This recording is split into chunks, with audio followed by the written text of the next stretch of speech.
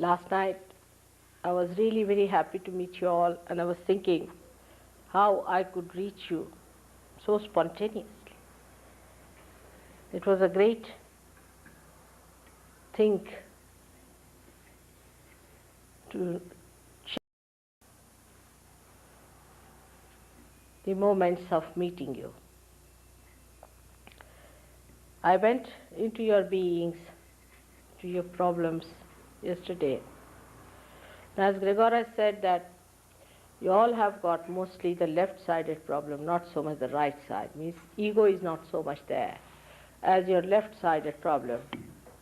And the left-sided problem is the problem that comes to you because of certain mistakes you have committed in your seeking. So it doesn't matter, it can be worked out. But the basic of the left-sided problem comes because I think you didn't get the love of your parents also in your childhood. One of the biggest problems is that of the mother's problem, that you didn't feel that security when you were a child to begin with. It's a mother's side, left side is a mother's side. The another thing could be that when you went into the society, they tried to create diffidence in you by their own norms and ideas about life. You see, their idea of success is very different from the idea of a seeker. Because for a seeker, the only success he can have is when he has found out the truth. See, that's what he's seeking. And if one child is born who is a seeker in a family who doesn't know what a seeking is, they are just seeking money or something else like that, which is very superficial and nonsensical for a seeker, the diffidence grows in him gradually in the subconscious, and he starts thinking that, are we mad, or something wrong with us, or are we something strange people, what's happening to us? So how is it that we are so much different from the rest of the people who are madly doing other things, so much involved, and we don't find the fun in that? So the left side starts accumulating that diffidence within yourself. Then you find some friends who are with you, you find people who talk the same language sort of thing, that they are seekers, they have to seek, and they have to seek something. But the another diffidence that starts afterwards when you become a group, or sort of this whole thing becomes known to people who are, say, in the market, we can say, who are in the market, who are just trying to mobilize their money into new channels where they can make some money, you see. So these people, when they come to know about such a group which is still uncertain, does not know how to, where to go, what to do, you see, it's a very very vulnerable society, because there's nothing established, they don't know what to do, they realize that these people are wasting their time, the other people who are doing other seeking like money and all those things, they understand that. But they cannot also understand what they should do. So it's a very vulnerable, very risky type of a life they lead. And in that risk, the first hit comes when they give up their parents, you see. Because because of the parents' attitude towards them, they have to give up. And the parents in America, I was surprised, are really not at all kind to their children. They have only rights, they have no duties, I feel. I mean, it's just the other way around in India.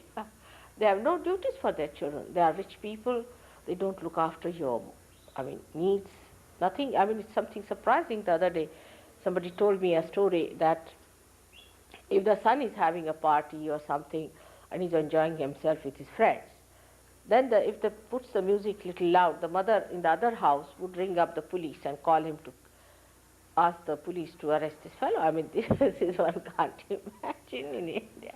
On the contrary, the mother, if she knows that the boys are going to have the party, she'll go all out to prepare something nice for them and how to make them happy, and she would disappear from there so that their age group should enjoy themselves. I mean, this is a very common practice in India. So many such things, have crawled up because of, I think, war. I would place it to one of the things is war. Because of war, your parents got disturbed and they got upset. Let's also give them some grace about it. All right.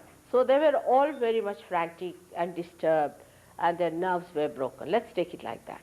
Now, whatever it happened, then this also the material advancement, so-called, through your industrial development came through. All right. That also put such a pressure on them. I mean, if somebody has a TV, you must have TV. If you don't have a TV, then you are a gone case. If you have some plastics, you must have some plastics. They have some nylons, you must have some nylons. You see, the competition was in accumulating these things all the time. And the machines were trying to create more and more of this nonsense because they are hungry things, So they were consuming all the mother's earth and converting it into all these nonsensical things, which now is a big mountain and is a big problem for you, how to dispose them of.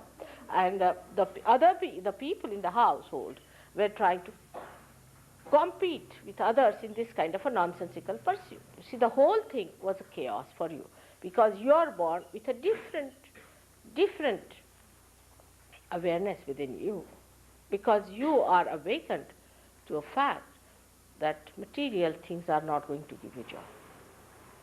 And this is what was difficult for you to convince your elders.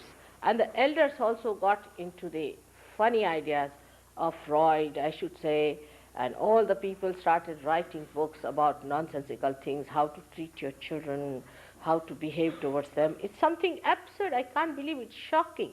When I hear, there was a girl in Switzerland, she told me that my child, who was only 1.5 months or something like that, died in his bedroom. I said, in his bedroom? I can't understand. What is that? They said, we don't make our children sleep with us. I can't understand. I can't understand. How can you leave? You can't sleep. Your children are not with you. You just can't sleep. You are so worried. And this is something, you see, from the very childhood. If you are left in another room, you feel, you must be frightened. And I don't know what must be happening to you. When I give you realization, I'm even worried about you. Now, what's going to happen to these children who have got realization? I have to leave somebody here to look after you, to consolidate it, to manage it, to make you grow. Otherwise, you may be frightened. It is so. With this, one feels very much disturbed. And whom to blame? You see, you cannot blame anyone. The whole thing we can say it was to be like this. So accept it as it is. But it has harmed you on the left-hand side. So to begin with, in your psyche, I would say the problem started from the time you were born. Now, you took your birth with your choice. You decided to be born to these parents. You thought them to be sane people. Maybe your mistake. And then you took your birth in this great country, which had also some greatness about it, no doubt, which I will tell you now what is the greatness of this country, is why you were born in this country. And then thirdly, that you had to live with your own nature. You could not take to the nature of other people. And the difference between the two, the gap was so great that you just couldn't manage it, you see.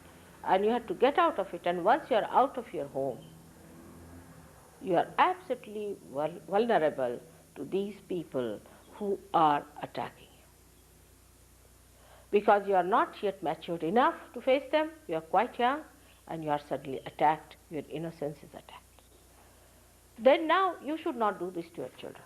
That is very important. But now the children are going to be very powerful people. Now look at the matured ones sitting here, just like great, grand, old mothers, you see.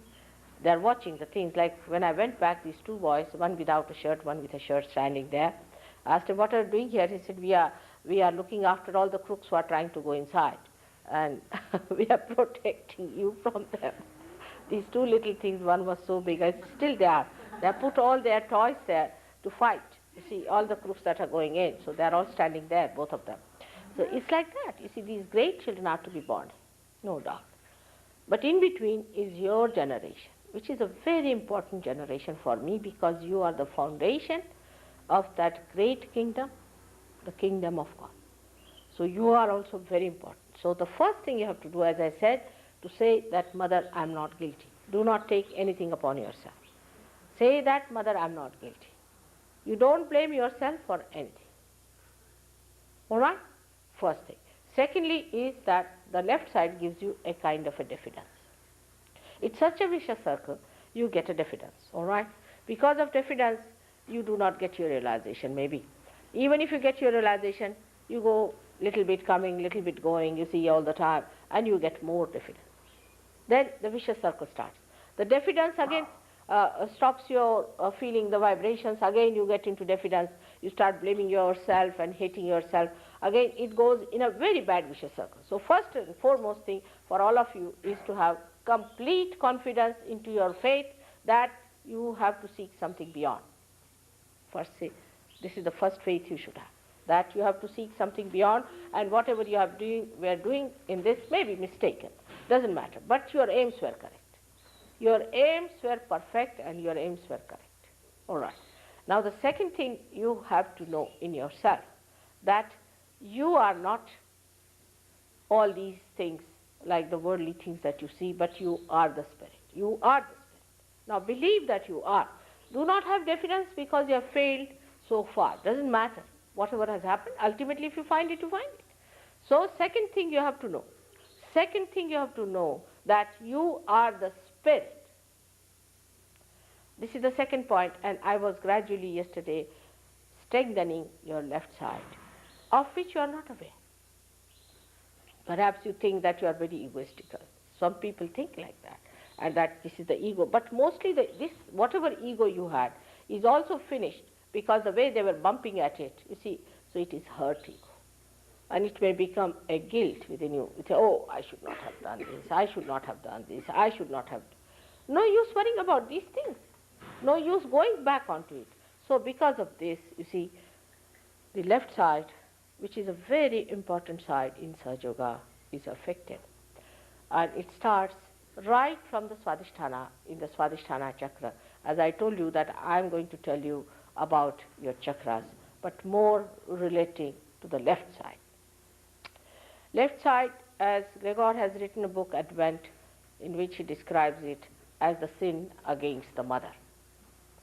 And the right side, he says, the sin against the father. Not the mother who has given you the birth, but the Shakti, the primordial mother, the power of God's love. Sin against her is the left side, and sin against the father is the right side. So countries which are developing now, like India, you see, they are trying to develop into your style.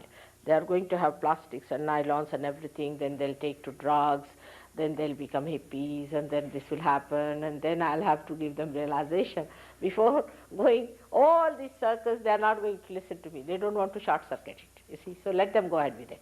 They are now developing. All these countries who are developing, they should come and see you and meet you and know what development has given you. This kind of material you are understanding this so well, but they will not. If you tell them that, they can't believe it. You will be surprised. When I go to India, I have to take nylon saris for them. Though we get very beautiful silks in India, they don't think there's much about it. You see, they think, why don't you bring some nylons for them? So this is what it is. You see, they don't understand. And this is the thing I told you, that the Kundalini is in India, but they are not awakened. You people have realized the value of matter. You people have realized that matter doesn't give you the joy. You have to go beyond it, especially nylons and plastic. At least this much you understand. But you go to any sophisticated Indian family, they'll give you food in stainless steel. Though they may have brass, they think that, oh, stainless steel is great, you see. All the rich people will take out their stainless steel. Even if they will have silver, they think stainless steel is great. Can you imagine? So this is the state in which they are, while you have reached that stage where you do realize the aesthetics of the matter, aesthetics of the matter, you understand. So you have in one side, on the right side, you have achieved quite a lot, I should say, and you should be confident on that style, at least that you understand the worthlessness of all these man-made things. That's something so great to achieve, that you want to have something that is God-made. Once you come to that point, you should also know that if you have to have realization, it cannot be man-made, it has to be God-made. Now the left side is important here, so I'll talk about left side, but you should not feel hurt about it because I have to point it out to you to understand the mistakes and the things which should not repeat it. But the right side mistakes are committed, as I told you, in the people who are developing. So I will mention you to do that part, what happens to the right side when we commit mistakes on the right side. What we do is we don't believe that there is God who is your Father. You forget that there is Father above you, and He is the one who is going to look after. So you don't have to worry so much about earning money by any crooked method or by any means without any values. To earn money, to be worried about money, to be worried about your well-being is absurd. Krishna has said, Yoga Kshema Vahamyaham. He said you get your yoga. If you get to your yoga, then you get your kshema, means your well-being. The other day somebody asked me what is the way to Lakshmi. It's first to get to your yoga. Why didn't he say kshema yoga? He said yoga kshema vahamyam. First yoga. First you get united with your divine force, and then your well-being is looked after. It is looked after. Even if I tell you the stories of that, you won't believe to what extent it looks after your kshema also. You don't become Mr. Ford, because that's madness. You become a person who is provided for, who is looked after, and who never feels the dearth that there is no money with you. That's what is kshema is, in which your health improves, material things improve, everything improves once you have got yoga, which is promised by Shri Krishna 6,000 years back. I am not saying something new, it was said about 6,000 years back. So you become a realized soul. By becoming realized soul, you realize that your Father, God Almighty, is the richest man in the whole world. He has everything. From where does it come? It comes from Him. Riches that we think are riches are not really riches. The one He gives you, the one He provides you, are miraculous. These are miraculous things. And when it happens, I'll give you one example for this. Like in London, you see, we didn't have any place for the boys to live in and girls to live in. They wanted to form an ashram. There was a lady who bought a place because she had sold her place. She bought a place, a dilapidated, a ruined place in Lambeth Vale. Of course, you'll be surprised that William Blake has said, because I laid the foundations there, and it was, he said it, that the foundations will be laid in Lambeth Vale. He said that England is going to become Jerusalem. And he said in Lambeth Vale the foundations will be laid. Imagine this, William Blake and his prophecies. I stayed first in Surrey Hills. He has written that the first beacons will be lit in Surrey Hills. Can you believe this man? How good he was in prophesying. Whatever it is. This ashram could only provide rooms for very few boys and girls, and a big problem for them. So they said, Mother, we have to have some more places to live in. What are we to do? I said, all right, now you pray for it. Just ask. And a boy came with an idea, we should form a co-op. So they were not willing to form a co-op. They said, Mother, it takes 10 years to get a nice place in co-op. It's useless. I said, if he says so, just go ahead. So they formed a co-op. Can you believe, within 1 month's time, they got a huge building with 15 large bedrooms and big halls and all that for them to stay, paying only £70 for the whole building in 1 week. Can you imagine?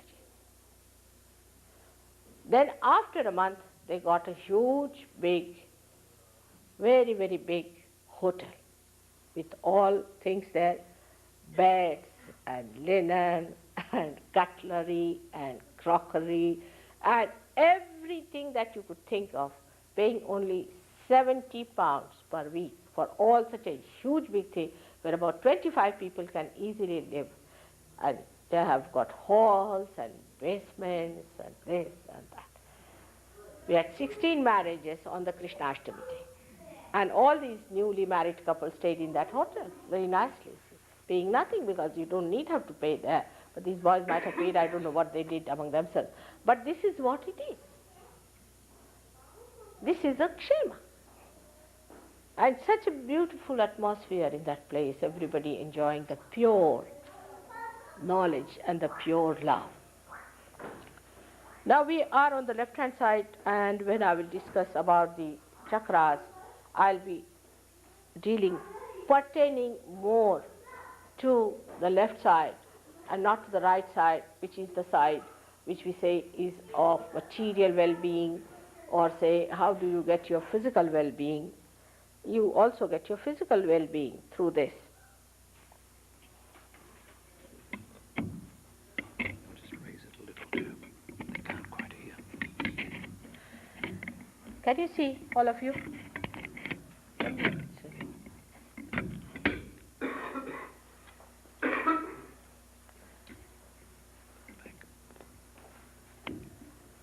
Now, as you see here, the first chakra is very important because you see the connection is established with the left hand. It's a very, very important center. It's the center of your innocence. The first thing God created on this earth was innocence. And this innocence is embodied in a deity whom we call as Shri Ganesha. This deity was created long, long time back, much before anything started on this earth, the Omega and the Alpha as you can call it, and he incarnated on this earth as Lord Jesus Christ. I was told that I have to be careful because there are many people who just don't believe in Jesus Christ. This is a very big conditioning of people because they are born in families who don't want to believe in Christ. Whether you like it or not, he exists. Not only he exists, but he is the only one who can really give us the path from here. So the first one is the center of our innocence. And this center of innocence was kept there at a position where it manifests in the gross, our pelvic plexus, which looks after the excretion of the body. As there are four, we can say the petals of this subtle center, in the same way there are four subplexuses for the pelvic plexus. I don't know how many I have done medicine here, but the pelvic plexus has got four excretory subplexuses. One of them is responsible for sex. Now, the idea of sex that has come to us is from people like Mr. say Freud. Now look at his life. What sort of a life he led? He had bad relations with his own mother, means a perverted fellow. Secondly, see, look at his sense. In his own life he should see the light of a person. Then secondly, that he had cancer for years together and he died with cancer. So physically he was nonsensical, mentally he was a pervert.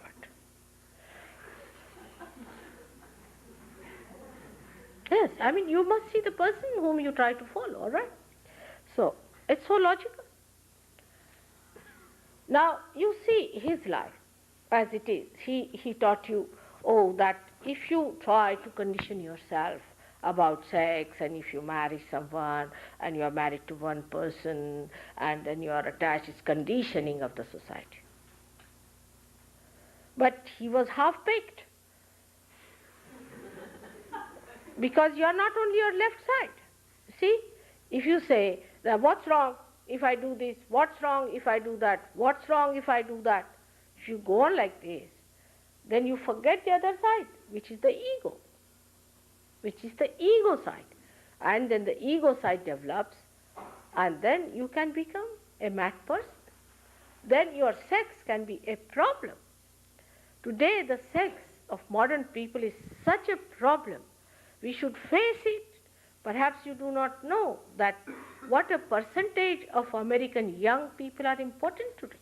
They are important. The more you become important, a vicious circle is created, and to you, sex becomes so important that you think you have to become just a sex point. No more a human being, but a sex point. All the time you talk of sex, sex, sex, sex. What is the need? It is such a simple thing. Every animal knows, everyone knows, nobody is given education about it. In India, we never talk about it. We are producing much more children than you are producing here.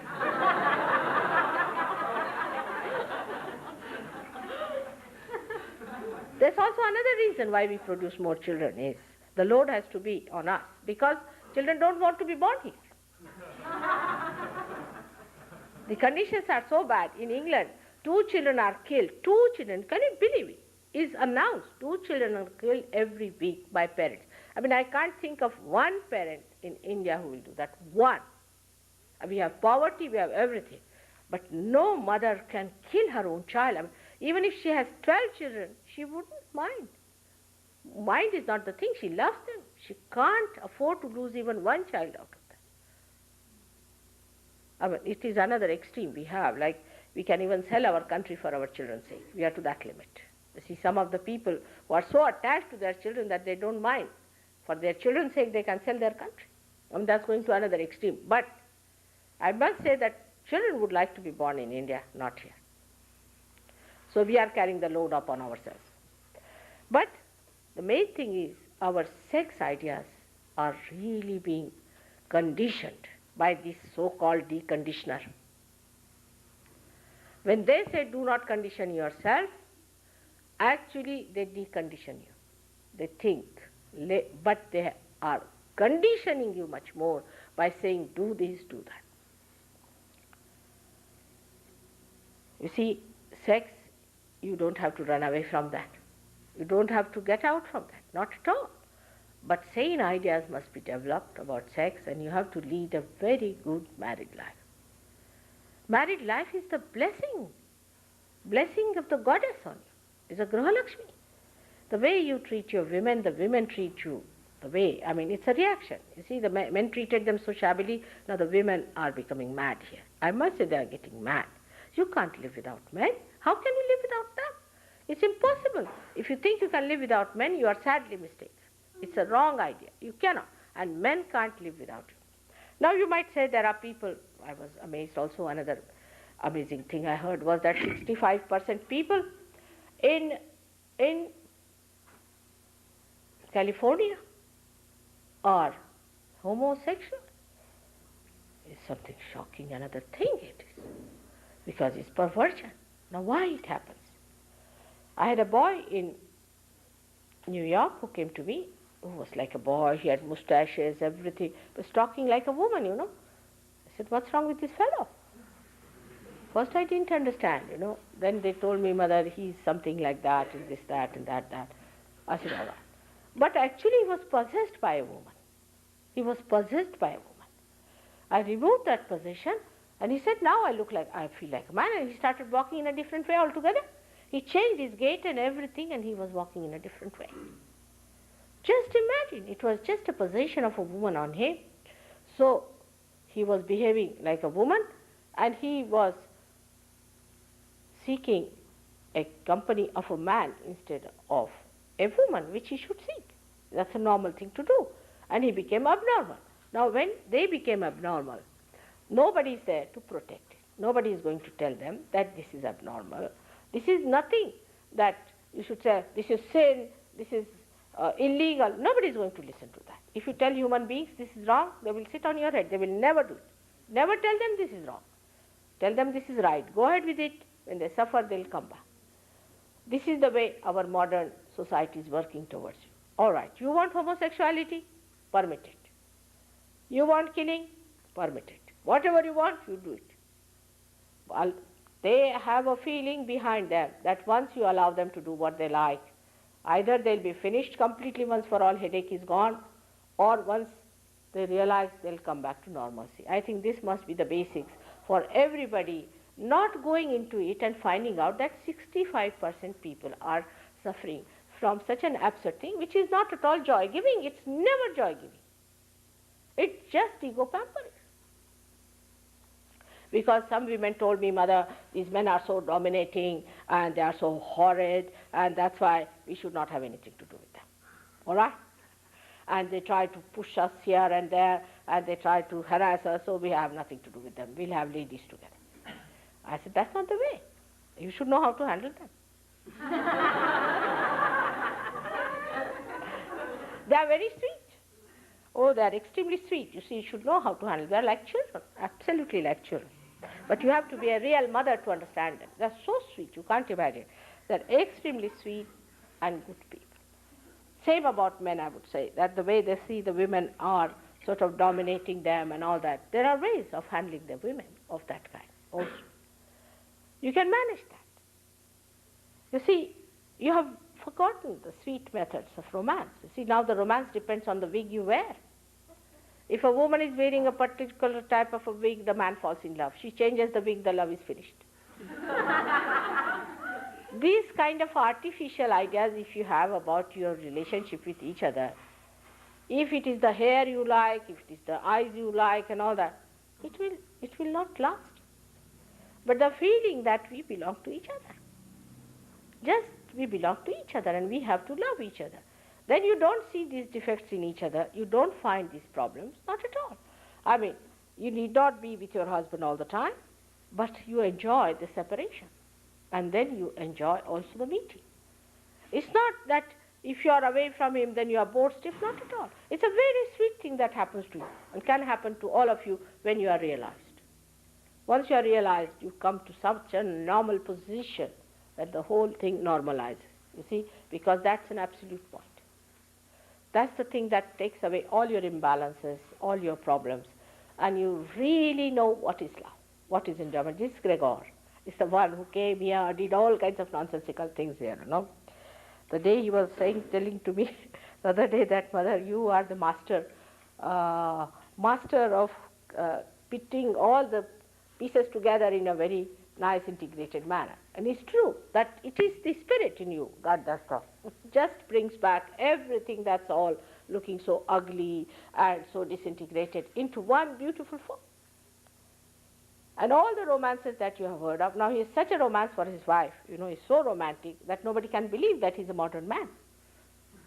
A modern man is not supposed to be romantic about his wife. He can be romantic about anybody else's wife, but not his own.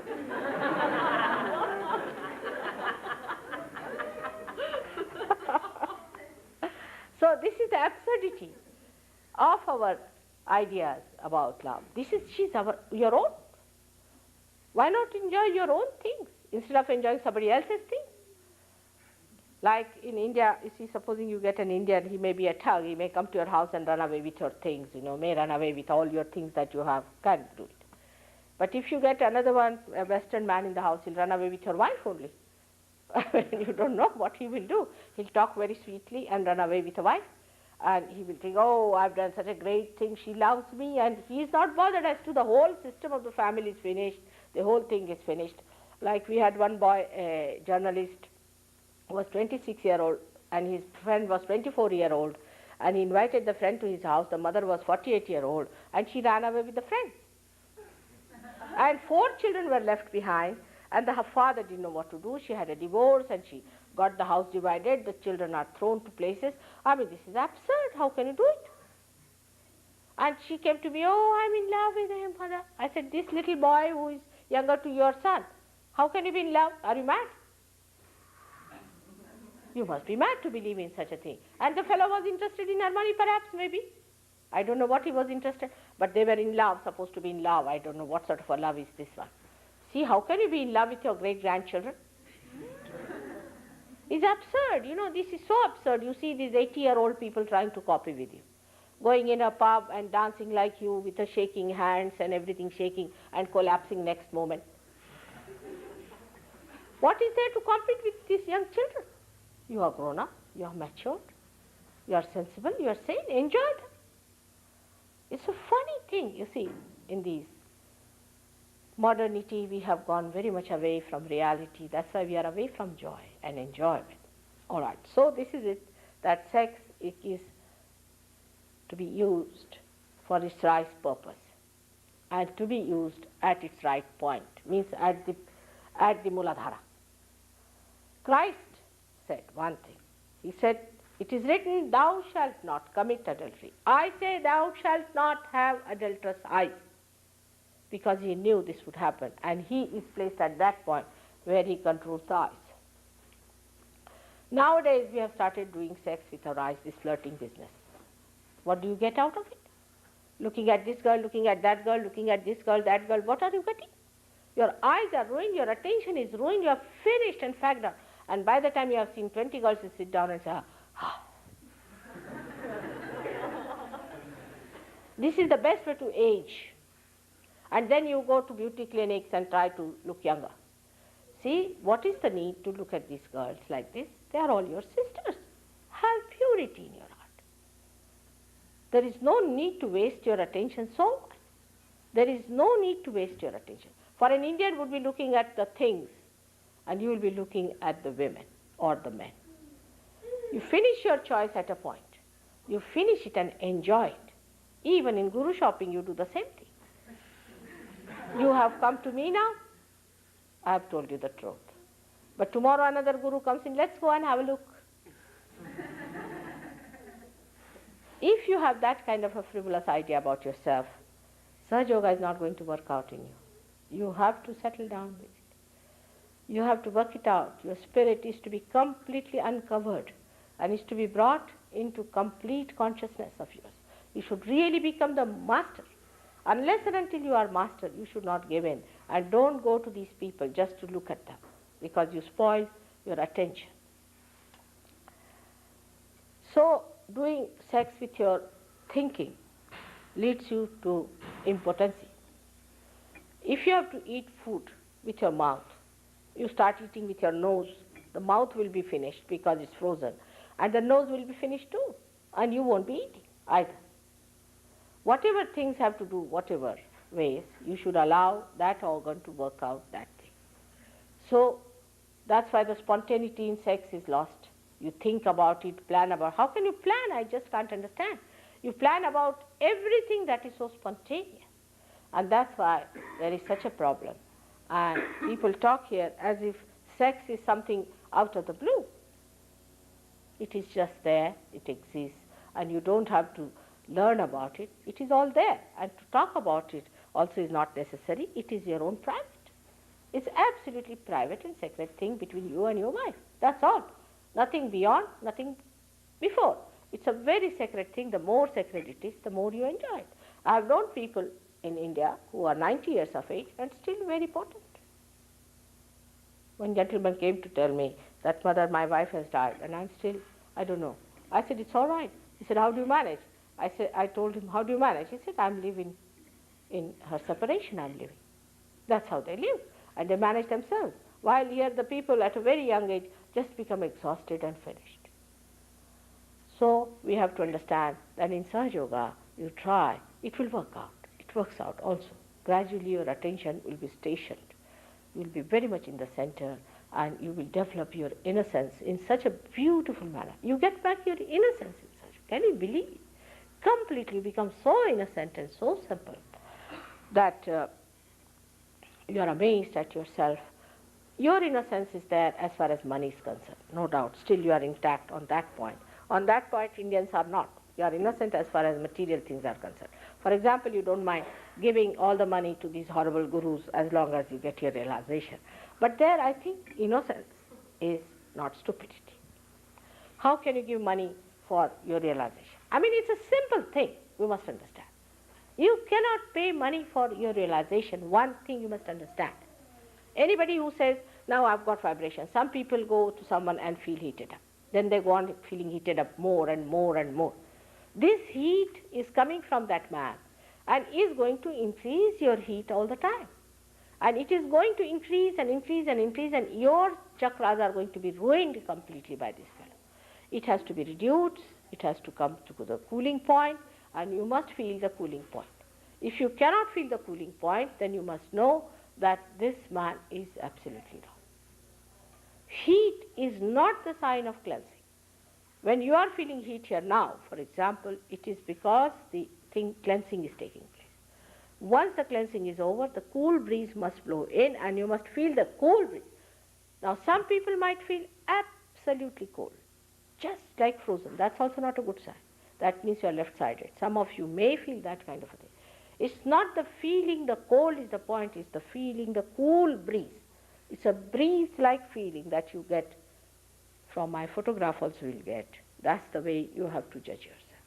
You judge yourself, establish yourself, keep your chakras clean, and you'll be amazed how you become a master of the whole art. You will be able to give realization, each one of you, to thousands of people. So now in the second chakra when we come, is I would say is the chakra of your seeking. We call that as the second chakra because the third chakra comes out of it. Is the chakra in which you seek. It starts from very, very beginning. When you were a human being, you did not realize that you came to this stage in thousands and thousands and thousands of years. First of all, as any animal, what you do is to seek God in food. You just seek food. You are seeking food, you want to eat. The whole thing is at Nabi level, is at this point where you are just seeking the food, how to nourish yourself, how to look after yourself. The second seeking later on starts, some of the animals start becoming more alert by understanding that you have to be more intelligent. So they start seeking in power. They want to empower other animals and try to overcome them so that they can eat them, so they seek in power. Then the seeking goes even subtler and subtler, that they start seeking in money. As in human beings start seeking in money, in possessions and things. Animals don't have possessions, thank God. Because possessions means headache. You have to have insurance, you have to have this, you have to have that. So the human beings start getting the possessions and all these things, and they start going into this seeking. But the last and foremost seeking is of the very evolved is the seeking of the spirit, the seeking of God. This is the real thing that should happen to us when you are at that point of maturity. Then this happening takes place. Now, the other center that is coming out of that one is actually, it's not shown here, but it comes out of that, is the center called as of Swadhisthana, is the center by which you think, you organize for the future, you think, you organize for the future, you work out your action through it. Like we think all the time. What we do is nothing but think. Planning is such a curse that we don't do anything about it. We just plan and keep it in the book. Or we have planned it. They think we have planned it, it's done already. It's not so. Now this thinking gives us a realm of future into which we enter in. When we start thinking, we do not know how we imbalance ourselves. In this area resides the principle of the primordial masters, as Gregor has told you. Now when you start thinking, this center, the one you see, the yellow colored center, transforms the fat from your stomach for the use of your brain. Now people are so much against fat these days that it would be really dangerous to talk for it. Now, from where are you to get the replacement of your brain cells? Tell me, if you are not going to consume any fat. As it is, your livers are out, so whatever fat you take any amount of fat, you will not have any weight. Try. Because that fat is the reserve for your brain, which thinks all the time. You have to, do you know that this brain is made of fat cells? Do you know this or not? Is nothing but fat cells. In Sanskrit, is called as med. And the whole thing is called as med, even the brain. Even your nerves are made of the fat cells. Now when you don't take it, any form of fat whatsoever, I'm told that lots of butter is lying here wasted. When I say, I don't say you ate the mountain of it. No. What I'm saying, if you don't take at all any fat, then what you do is to make your body starve for the fat that is needed for one of the purposes is the brain and for your nerves. If you don't take fat in the body, you will be a nervous person. What is the supplement for your nerves? What are you going to supply it? That's why you find, mostly to make it out, and Westerner and Indian is very easy. You make them stand before any calamity, all right? The Indian would be silently watching. The another would be going into completely say, everything will be coming out. Or the eyes will be twisting, the nose will be going up and down, the ears will be going like that. They'll be all nervous. The reason is your nerves do not have any sustenance in it. That's lost because you just don't take any fat. Take little bit. I'm not saying the mountains. You see, if I say something, you may jump into the mountain of fat. That's not the point.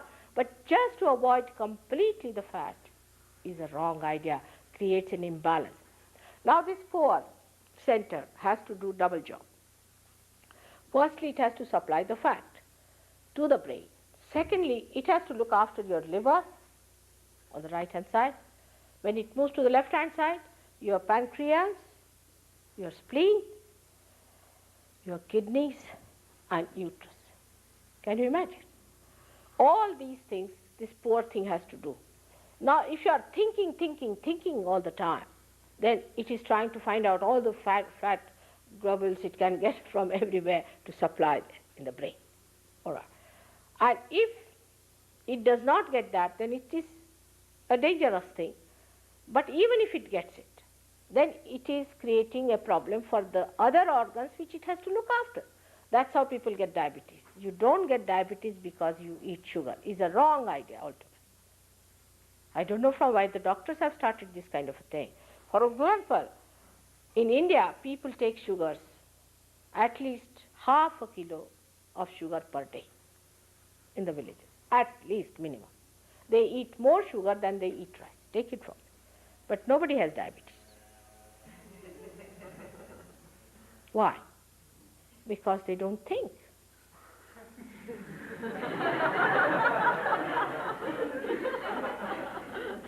Whatever sugar they take is used for their liver. Now, if you do not give your liver any sugar, now ask anyone how the liver acts. Liver is the one that takes out all your poison. Now, this poison is to be taken out of the liver by water. Now, if you take the water and drink on top of that, what happens? That the hydrogen becomes heavier. I mean, there's H3 added to it, and the whole system of H2O, which has to be neutral, becomes like this, and you can't receive any heat into it. So the whole heat, which is the poison, accumulates in the liver. You get all kinds of liver problems, all kinds of liver problems. Practically, most of the Western people have liver problems, but they don't know it till they discover it. Till they are absolutely on the verge of something very fatal, they do not discover about liver. Now this hydrogen, which pulls it down, you see, becomes like an arrow, doesn't receive anything from the liver, the heat. And such a person never gets any temperature. Even cancer acts the same way. In cancer also, the H goes down very much, though it's a left-sided problem, which I'll tell you. But same thing happens, that the heat of the body cannot be taken out by water. So the water becomes a heavy water, you can say.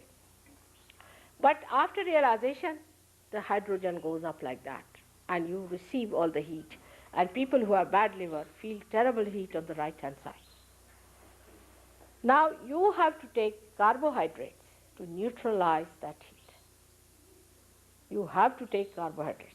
Now if you don't like sugar, eat rice. I mean, if there's some sort of a thing on your head. This also is an enterprise. I must tell you, these food stores are also another enterprise, which is very, very subtle. Very subtle enterprise.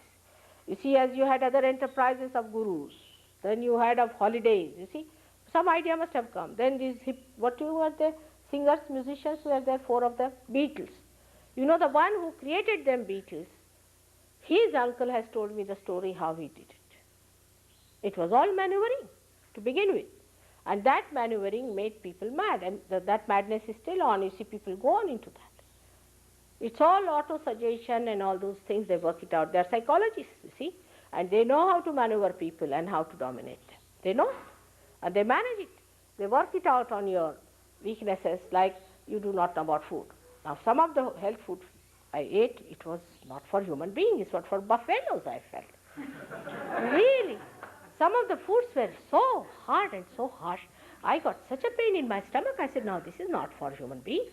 This is for buffaloes. You are not buffaloes. You are human beings. You have to eat food which is digestible to your stomach. Of course, that doesn't mean you should use this white bread. Of course, that is not the thing which makes your liver completely sort of, or you can say the intestine sluggish. But you should not eat all the fodder of such a hard things, like everything you cut because you want to preserve the vitamins. You will cut everything and eat everything like that. Japanese are the worst on this. Japanese are the worst. I mean, there's nothing that they don't eat. They eat everything that you could think of. I mean, you can't eat their food the way they eat. First thing they served me at a very special banquet where the princess was there and all that, was a shell with all these moss around it. See, for us Indians, as it is, a little fussy about these things. And my daughters were there. I said, what is in there? It's a, say, live thing. I said, live? We were all frightened. What is live? They said, the oyster or something is live inside. And they poked it and it started going like that, you see. I said, oh God, how do you eat it? And the Japanese just twisted it down and ate it off, you see. And they eat everything raw. There was a boy who was eating peanuts. We asked him, what are you eating? He said, I'm eating these prawns. He was just feeling them out and eating them nicely. Can you imagine? This is the way they eat their food, which is not meant for the human body. You have to cook. But your women are so busy with liberation, they don't cook. They don't cook. You should learn to cook to handle your husbands. You see, if you know how to cook, it's very simple. In our Sahaja Yoga Center, we teach them how to cook. Because if you know cook, you are the master. You see, men are really so simple. I mean, really so I cook very well. I'm an excellent cook, I should say.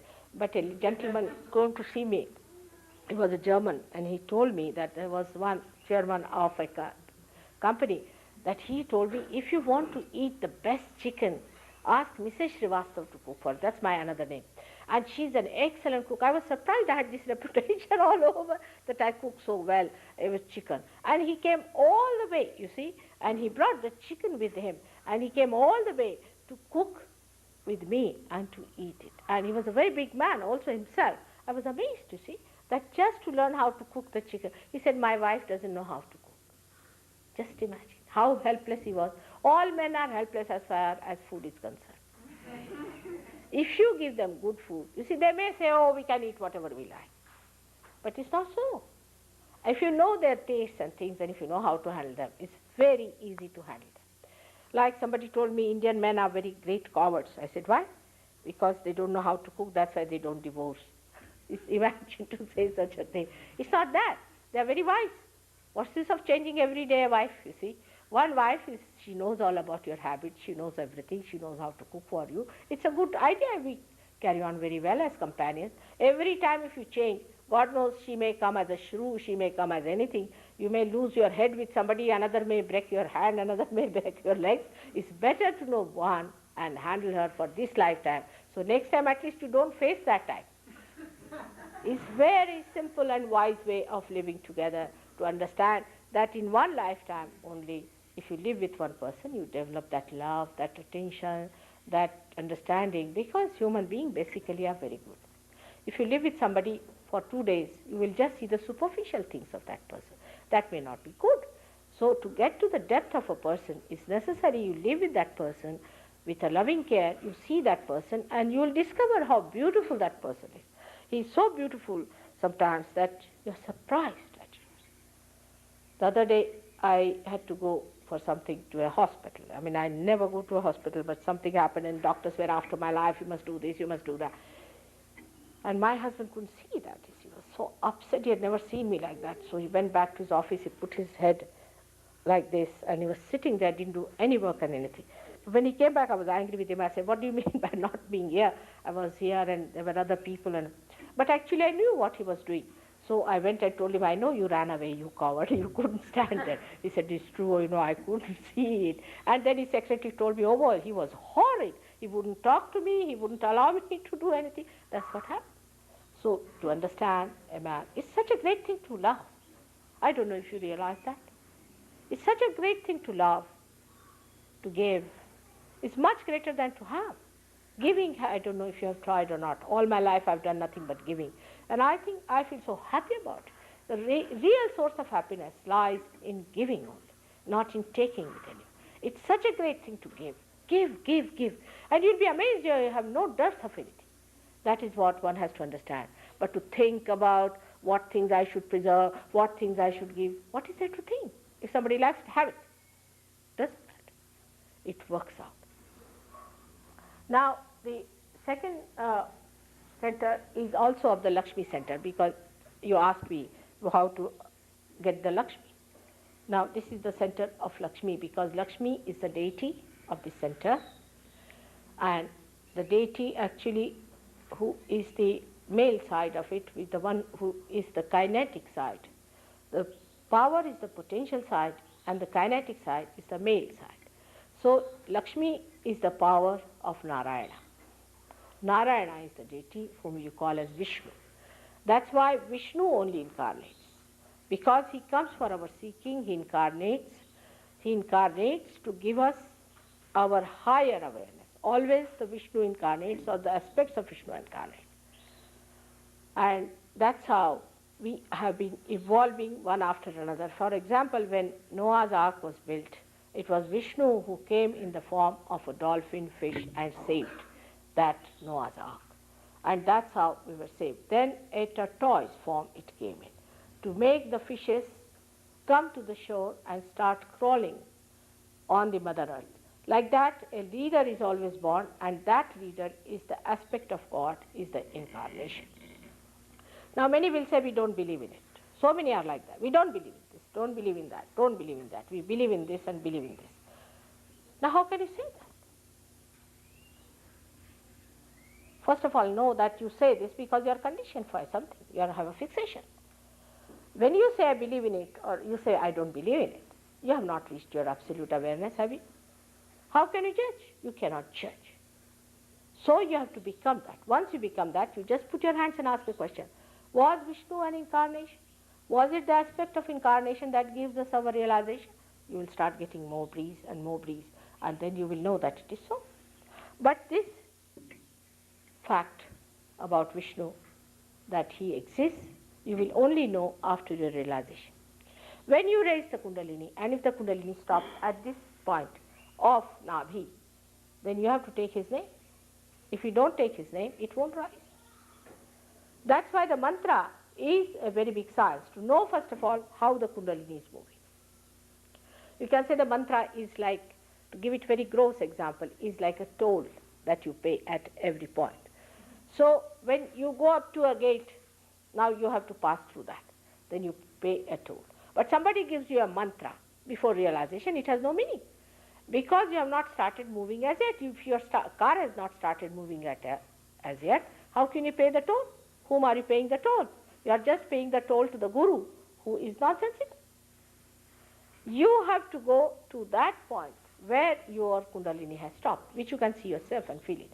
And then at that point, you have to raise the Kundalini higher by saying that particular mantra, then at higher level, then at higher level. How the mantra is to be said, there's a science. This all can become yours in no time at all. And within 1 month's time, you all will be experts of Sahaja Yoga. Take it from me. When I went to Australia, I was hardly there for a month, I think. And within 15 days, see, these people from television and all that, they came to see me. And they said, are your disciples all scholars? I said, not at all. Who told you that I am scholars? Oh, they know so much. I said, because they have become knowledge now. You start learning from others when you start giving Kundalini, awakening and all that. You start learning what's happening, where is it going, how it is working out, how to maneuver. Unless and until you start driving the car, how will you become the master of the car? In the same way, you have to know everything, working it out, not thinking about it. Then people start analyzing, how can this be, how can that be. It's not analysis, it's actual working. Actually, you work it out, the thing flows from your hand, and you are amazed, oh God, the Kundalini is rising. Yes, you can see it. It's come up. You can give realization. Those who got realization yesterday, today you can give realization. What do you say to that? You are that fantastic. You are that fantastic. But know that you should not be shifty people. They say that Americans are very, very shifty people. And be careful on this character. See, everybody has a sign. Like that, you have a sign that you are shifty. While English are hard nuts. So be careful. Do not be shifty. Settle down on your own spirit. Work it out. Learn about it and fix it up. I'm happy to see Michael has come all the way from Los Angeles. I was sorry I couldn't bring you the other day. I was feeling very sorry, and to see you here, I was so heartened and so happy that you have come here to work it out. You see, that's how it should be. All right. So then we go. I mean, there's so much to be said about every center. And you know that I have given at least 500 lectures in London alone, and there are tapes of my lectures is available. I mean, we don't make any profits as usual, but you must not also exploit us by taking the free tapes. You should pay for the tape itself, all right, the price of the tapes, and you can get the tapes from these people. We'll send you, you can copy it and give it to others the way you want to spread it, you can do it. There's no restriction on anything, but one thing is definite, that you should not sell it at a profit. As I do not sell it for profit, you also don't sell it for profit. There is no exploitation of the disciple and no exploitation of the poor guru who is standing before you. Now, so we go to the another center which is very important within us, is the center. I don't think I'll be able to finish it today, the whole thing, but at this point I'll stop, and tomorrow I'll talk about these two other centers and the spirit, all right? Tonight. So, this center is the center of heart. Here the Jagadamba, the mother of the universe, resides. The one who is alone, she is alone. She doesn't have any male deity with her. She's alone. She's the mother. And she looks after the people who are struggling in this ocean of illusion. She's the one who is the protector. She incarnates. It's said that she has incarnated 1,000 times, but she has incarnated many a time. Now this Jagadamba is the one who resides there at that point. And when you are a child, say about 12 years of age, she creates the antibodies in the sternum bone, and these antibodies spread into the whole body and protect you from the outer problems. Now those people who have the problem of this, especially in ladies, comes from insecurities in life. If you are insecure, then you get the palpitation, and such women at the extreme can develop breast cancer. If you can re-establish this, breast cancer can be cured in no time. Now, the other center which are important in this is of the father and the mother on both the sides. Now, the father is on the right hand side, is governed by Sri Rama.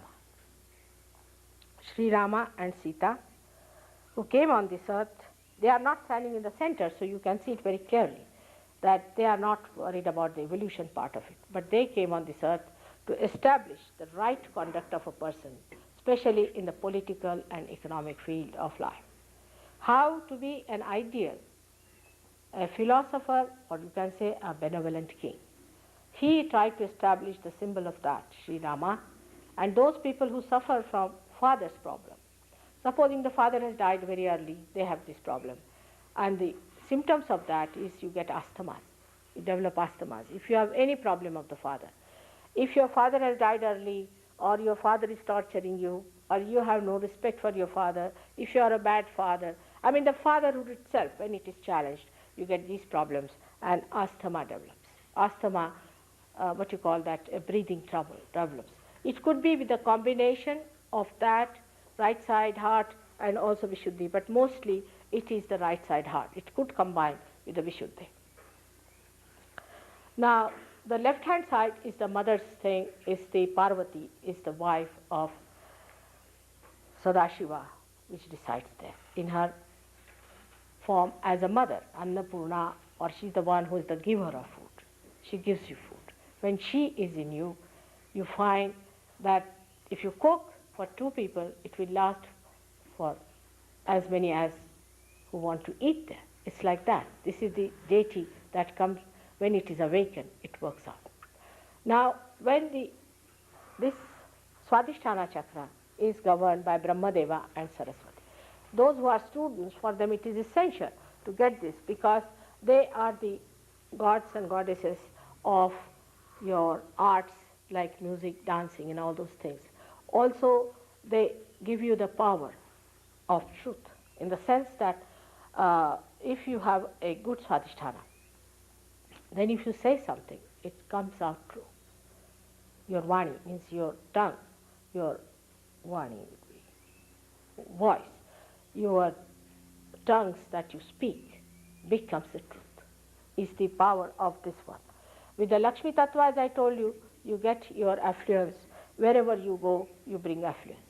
You go to any house, people get affluence. You touch anything, people become better off. All the problems go out. And if you have problems on this, whatever you may try, you will never get rich. It will be always be a problem, and you will have sort of losses and things like that. Now the left side Vishuddhi is the Vishuddhi Nabhi, which you catch very often here because of drugs. Now I must warn you that left side Nabhi gives you also a problem with money, always with money. Because if you have got left side problem, the Lakshmi just disappears. She just disappears. If you go more onto the left hand side, it is even worse. So alcoholism and all these things take you to a state where you start losing money, and you can become very much poor with that. So the poverty comes in with that kind of thing. The right side Nabhi is the one that gives you liver problems and gives you a very dominating nature maybe, or a temperament by which you get very much angry. Left side Nabhi has another very serious problem, which is a very serious one, where if your spleen gets affected, for example, people who are very jerky type, they have having their food, then they are running to the work. This can happen to the people who are right-sided also, because they are very speedy people, they are working, and then they want to eat the food at the same time, think about something, they will attend to many things at the same time. And this spleen has to look after all the emergencies and has to supply the blood cells. Because of this kind of a frantic temperament of the person, what happens, the spleen becomes frantic, and then the serious disease like blood cancer comes in. Moreover, this is nothing, because there is an antichrist who has come in this country, settled down here. He's a regular 666 who gives you also blood cancer. So it's a very serious thing, and all these things only takes place when you are not aware of it, you do not know. It can be cured completely with Sahaja Yoga, no doubt. It can be cured by your Kundalini awakening. That's the only way you can cure Sahaja Yoga. There's no other way out. But you have to first of all know how to manage your Kundalini, how to raise it.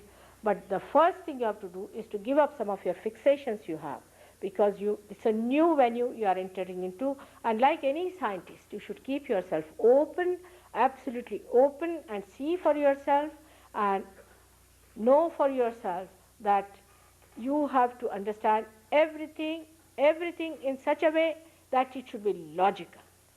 It should be logical, and through your vibratory awareness, not by your thinking. First you understand it, and logically you will see it is true. So it is you who judge yourself, it is you who understand everything, it is you who grow, and it is you, the one who grows, sees also things. So I leave it to you, all these things to happen to you in your own wisdom and in your own freedom. All these things should be done. But just now I won't say don't do this and don't do that. You will just give up just like that. Because once you find your spirit, you are never bored. You have no time. You are enjoying yourself so much. You have no time for anything, even for smoking you forget. That's how I am a very tricky person. I said no use telling them don't do, otherwise they'll never come to my programs. Let them come and then I'll manage.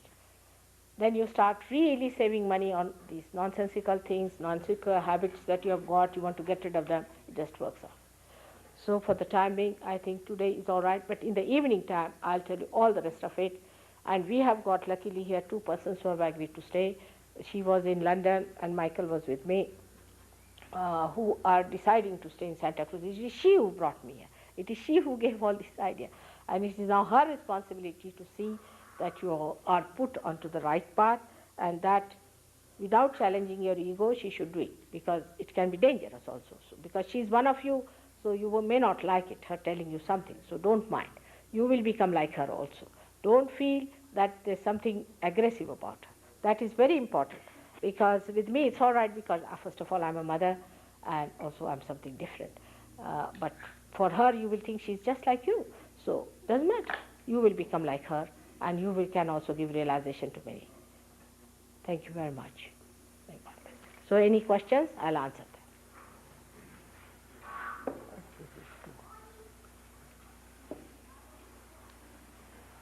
Yes. Yeah. When you were talking about the second chakra, you talked about the one that's green there? No, the one that is yellow colored, you see, which gives us the bite, or the second chakra. But it goes round, it's like a lotus.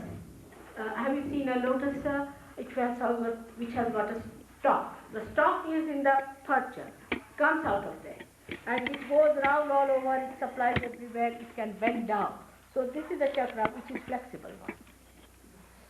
Swadhisthana, which is actually the Star of David. The Star of David is the one which Moses and all these things, they have built it up. All that, this crossing of this represents the crossing of Moses, the river that he crossed, or the sea you can say. All that is represented here, because it's the sea of illusion you cross. It's the work of Moses himself. The Star of David.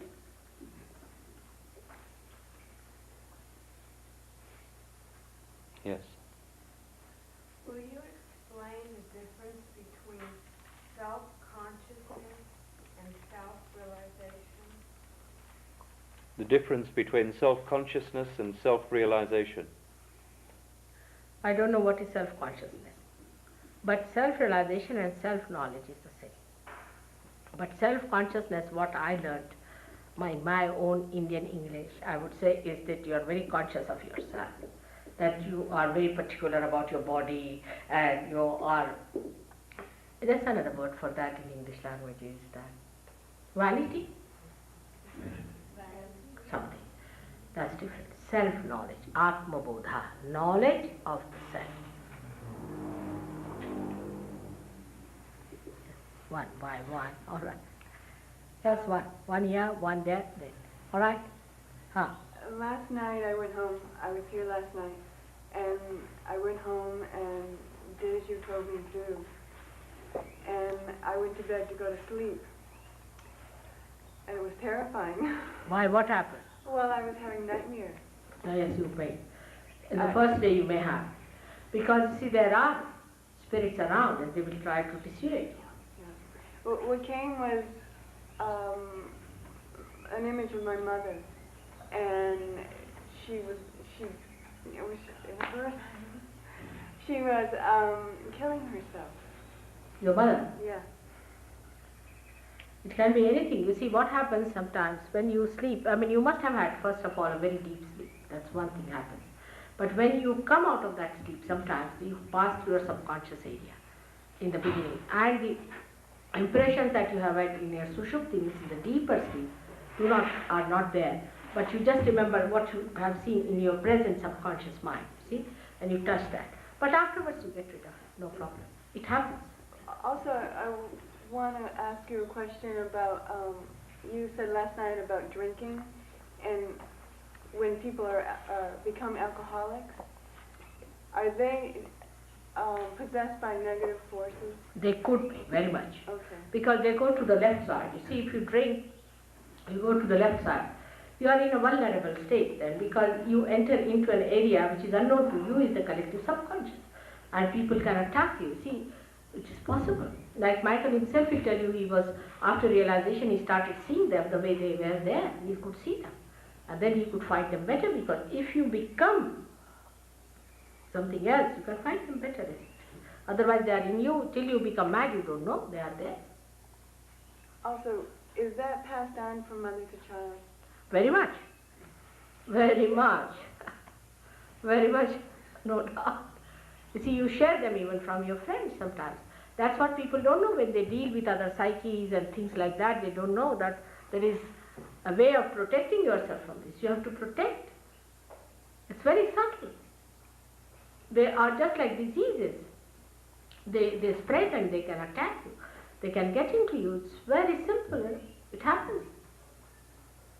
Like I'll tell you, he and his wife, now they just announced their marriage, and she has been to some clairvoyances and all that. They were all in her, she didn't know. She got a realization all right. The day the marriage was announced, they couldn't bear it, that happiness of his wife. You see, so they all came back on her. And she got so possessed, she started looking like a man, talking like a man. It was a big problem. They had to come to London to get it all right. Yes, they are there. You can fight it out. No difficulty. We know the method of doing it, all right? So just don't worry. It will all. Yeah, one by one. Now, Yes. this gentleman, what have you to say? Yesterday you talked about your body as the temple of God, and I'm noticing that you're drinking Coca-Cola. I'd like you to comment on what is it that you like about It's Coca-Cola? perfectly all right with me. I can even take poison. No problem. You don't compare yourself with me, all right? I have to take poison also. I have to do all these things. So don't compare yourself with me. But this Coca-Cola is not so bad as people talk, I can tell you. It used to be very bad before that they were making about, say, 2 years back. I couldn't take that. But there's nothing wrong with it. I think it's sort of also I feel, I don't know, but maybe some sort of enmity is sort of an enmity that it is very popular. Maybe people are trying to say something. Because nothing goes wrong with me when I take it. If it was poison, I would know it's poison. But there's nothing so wrong with it.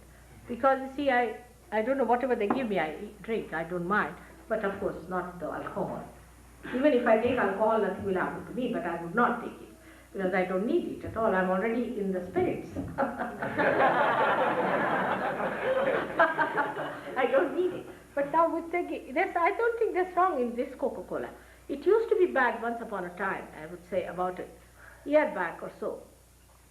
I never liked it. But now I don't mind because something they had it in it is they have removed. There was some sort of Too expensive to put cocaine in it now. Now I don't think they put in cocaine. Oh, they must be putting cocaine. They used to. Now this is it, all right? So there's nothing wrong with it. It's a commercial.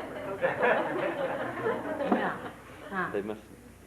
Yes. Now how many questions? The fellow there, yes. No, this one is first of all Which with one? specs, because Okay. I told you.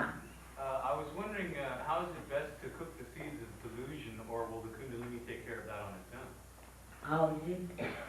How do you get rid of the seeds of delusion? Yes. He says how to get rid of the seeds of delusion. Will Kundalini look after that? Of course. That's what I'm saying. Once the light comes in, that all goes out. The darkness goes out. You will be amazed. Yes, it's true. Yes. Now what's it, Michael? Now you have asked me so many questions before. Still on, huh? Let the others ask. Now what is it? You can come home and ask me now. What Yes. is it? Yes? Yeah, Mataji, so you manifest yourself in dreams? Pardon? Does she manifest herself in dreams? To you? No, that Mataji manifests herself in dreams. Do you manifest yourself in dreams? She understood. I don't know what I should say. I do so many things I cannot confess them to you. I'm sorry. It has to be done. What to do? There's some way of communicating. Your television wouldn't take me on.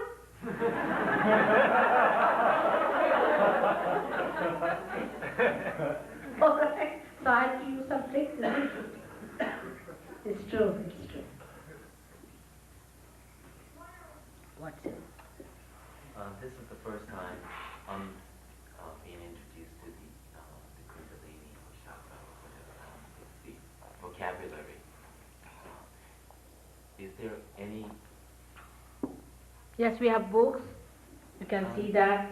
Not only that, is there another, say in Christian or in Muslim, is there a similar thing as this In the Bible? Sure. Yes, it is. Bible is a very concise form of every information, you see, and very mysterious. It was kept mysterious because whatever Christ said, you crucified him for that even. He was not even given any chance to talk. So he has said it. But as he said, I will appear before you like tongues of flames. He said also the tree of fire. But only one word, tree of, now you better find out about it. That's what it meant. Alright? So many things that Christ has said, you will see that in your ascent. You will find it. It's all there. the Alpha and Omega, everything that he said is helpful. Even his mantra we use, Lord's Prayer is used for opening this center. If nobody has any other question, I have another one. But someone has there. Oh. Let's have. Now who is the person? You two. I have a question. Coming out of a place of isolation and wanting to participate more in the society and learn from people and spread my energy and give, I'm becoming caught up in the desire and need to work and make money and do what other people are doing, and it's pulling me further and further away from myself. And I can see this happening, and at the same time I feel really oppressed and yet caught in the need to do this because this is what is done on this What's planet. she saying? Well, the isolation in society is keeping her away from, on the other hand, she feels the need to come back into society. Of course I'm saying the same thing. Why should you isolate? You are the part and parcel of the whole. There is no need to isolate from your society. Only the cowards would isolate. You have to fight in the society itself. Do you know, I am a married woman. I've got my grandchildren. I've got my husband. On the other side, I'm very busy. Extremely busy. This time I went from New York, halfway I did my work, then went to New York because my husband was having a very big reception, and I shook hands with 680 people standing in the doorway. Then I was back again in New York doing my work. So I'm earning my living by doing all shake hands. I find it exhausting too. I get exhausted. Before realization, it is not after. You see, because before realization you are not integrated. After realization, what happens? Your spirit is the one that fulfills all your needs of your vitality and everything. We'll tell you how to feed that, alright? You will never be exhausted. It's an inexhaustible force that is running in. Yes, Masha? In your path, how does realization happen? Are you a Shaktipat? What is it? Do you transmit energy? In your path, how does realization happen? Are you Shaktipat? You see, if you ask these questions, I'll have to tell you something, which I do not know if I should tell you. Because in fact, one has to learn that whatever people try to tell, they were murdered and killed and also crucified. But I'm doing something great, must be. Must be something about me also. Better you discover it yourself.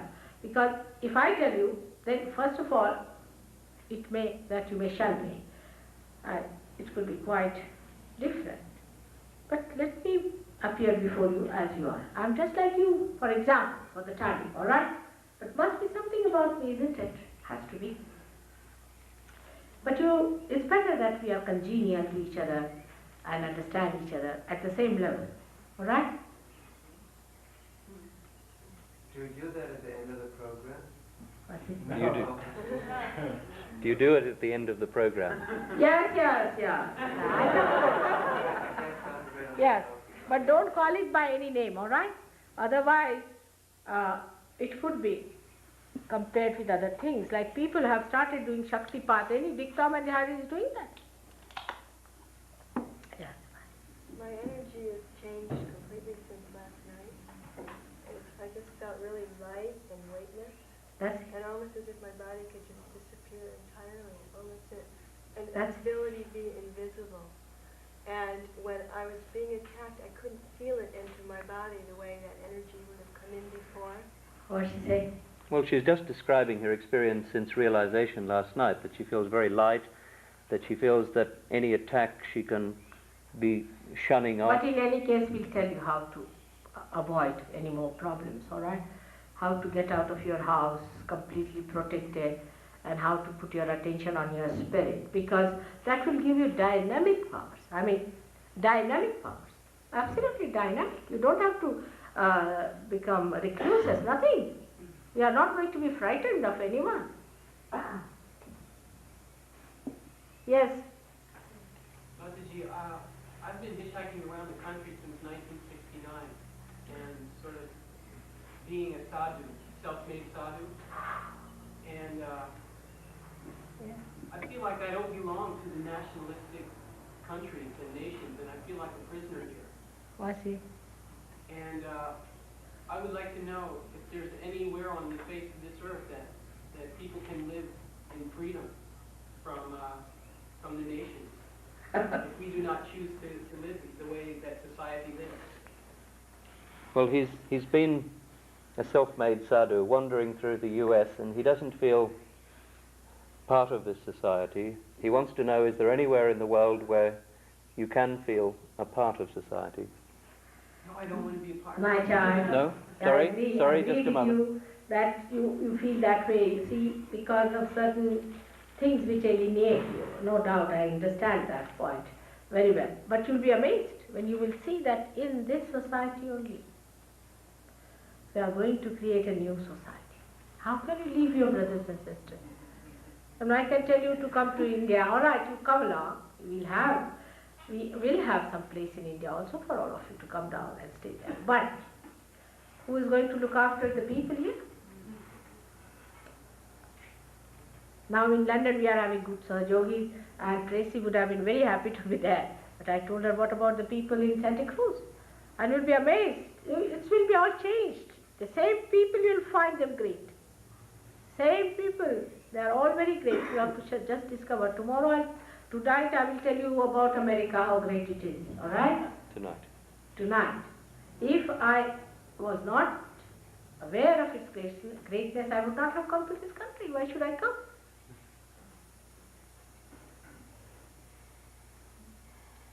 Yes.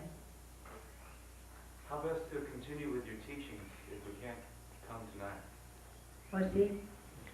How best to continue with your teachings if he can't come tonight? She is going to be here.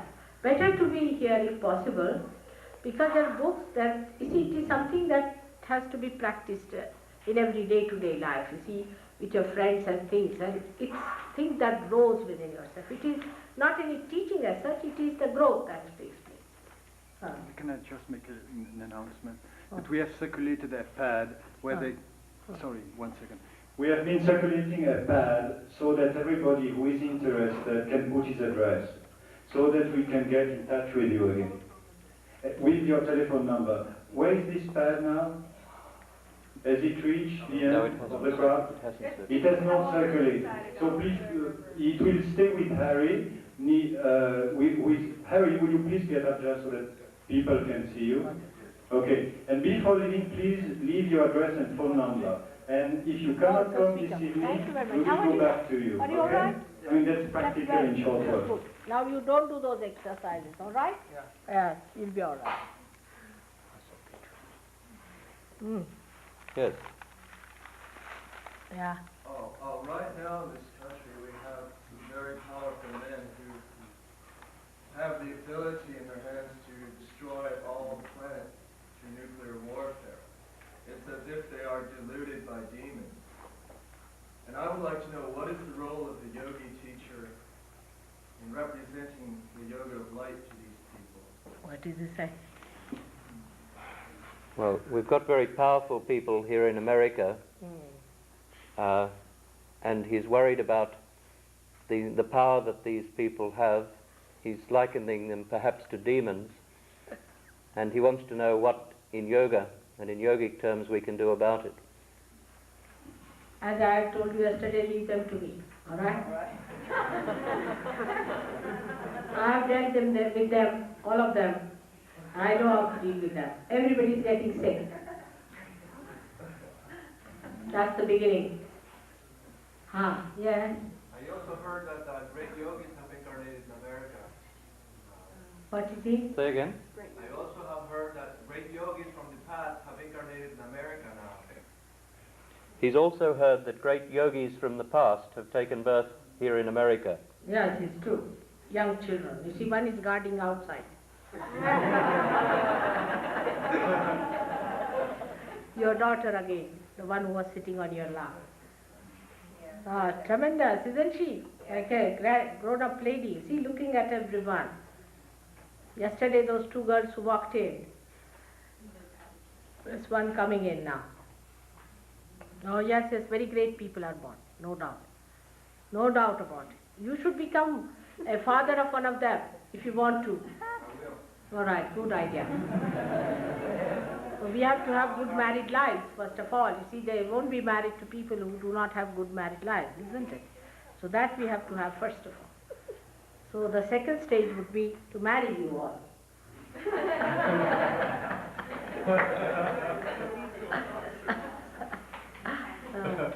Yes. The man in my life and I would like to be able to dream together, find ourselves, each other in our dreams, and have a dream together. How can we do that? What she did. The man in her life and she want to be able to dream together, see each other together in dreams. Why you don't are together in reality? Yeah. That is the dream itself. Reality looks like a dream, you know. It's so beautiful. Best thing is to be in reality. Everything in reality, in present, every moment. Every moment of life is dynamic. We don't live in the present. We live in the past or in the future. This would be living in the past or in the future. Just enjoy what you have. But that I cannot just say that it is happening again. I would say it's happening. I cannot just say you be in the present, it won't work out. It's a brainwashing that. No, it has to happen. Right?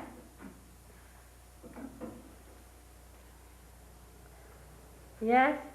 What's the best way to work with our parents, maybe who are really concerned about us and laying, are being a little interfering in our lives or whatever? What's the best way to deal with parents like that? What is it? With parents, what is the best way to deal with them if they're perhaps interfering a little in their lives? How to handle them? I'll tell you how to spread the magic of love, all right? I'll tell you. There is a way of putting a magic wand of love. It's very simple, very simple. We can work it out. They'll come round. After all, they are all human beings. If they are devils, then forget it. But if they are human beings, so they'll all come round. No problem. Yes? How can we tell if they're, you said demon set? Yeah. How can we tell if they're demon set or not? Sometimes it sure appears that way. How can you tell the difference between them, the devils and the good When people? you get discrimination power in your hands, you see, you start feeling the vibrations. And demonic people give you blisters on your hand, actual blisters. Heat. Not only heat, but blisters. Sometimes they give horrible blisters, and if you see their eyes, a demon's eyes, the pupil of the eye just disappears, just like a cat's eye. Have you seen a cat's eye? The pupil disappears. Even as a human. They look very powerful in their eyes, it's sort of hypnotic. But if you look at them steadily, their eyes will disappear. Sometimes if you touch them, they will faint.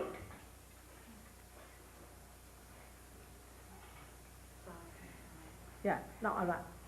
Yes. I want to continue hearing about the second coming of Jesus and Bible prophecy and how accurate that is, because you mentioned the Antichrist, and I have this definite feeling that something very heavy is going to happen, and a lot of people feel it's going to be like a heaven on earth, but there will be a massive destruction first, and maybe Jesus will only be a mental hallucination, that he will not really return, but I have this sense that something's going It's correct. You say it's going to happen, but don't ask for it just now. Let us work it out. See, let's say as many as we can. It is going to happen. Has to happen. The last sorting out. Then nobody is going to tell you, comfort you, redeem you, nothing. It's just going to happen, the last sorting out. You see, so we are just to enter into the kingdom of God, then we'll knock our doors and we'll be happy. All right. So don't worry about the destruction. The rest of it, whatever is to be destroyed, has to be destroyed. But that's not you, by any chance. Yes. I've been taught that in my spiritual life, that in all our spiritual lives, there's a difference in your handedness. Say, left-handed people think a little different than right-handed people. I was wondering if in your teachings there is any difference in the handedness of people, or does it have any bearing? Does the left-handedness or right-handedness of a person have any effect? I mean, where you are left-handed or right-handed, you mean to say? Yes. No. Does it have any difference with? No, not at all. No. But you see, the left-handed, right-handed, and the central part, three things are there. But it's a permutation and combination. The human beings are made of permutations and combinations of these three gunas. You see, these are three gunas, the three moods of which we are made of, but the permutations and combinations of that. So, but this left-handedness of physical side, you mean to say, has nothing to do. All right? When you talk about left and right side, I assume you're talking about the opposite brain hemisphere. Yes. You see here, the ego and the superego. I mean, absolutely nobody is left-handed and absolutely nobody is right-handed. But by our habits and methods, we go more to the left or to the right. You see, that's our style is to go to some extremes we go, and that's how we are. When you say to the left side, you're talking about the right brain. Yes, of course, the right brain. It goes to the right side, but it is actually placed on the more on the back side. From here it starts more on the back side, and the right-sided one, though it is placed here, it's placed like that. Somebody who hasn't asked, just a few more. Somebody who hasn't asked.